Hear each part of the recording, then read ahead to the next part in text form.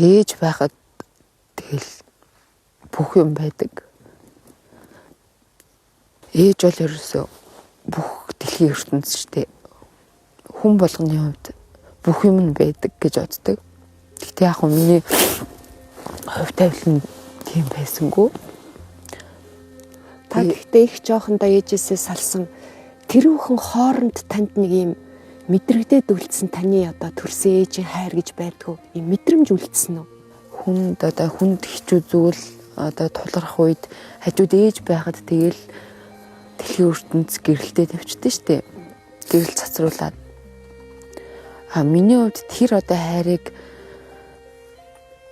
орлуулж байгаа тэр хайрыг ээжийнхаа тэр эхийн тэр хайрыг одоо хүссэн гэх юм да юу гэж хэлмээр юм дээ. Орлуулж байгаа тэр зүйл бол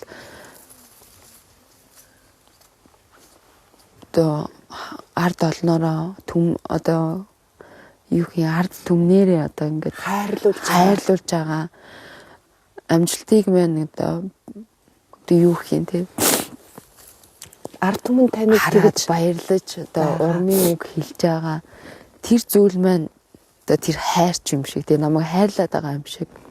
Та бол ард түмнийхээ хайрыг эхийн хайртай ижилтгэж хүлээж авсан хүн байгаа шүү дээ. Яг тийм.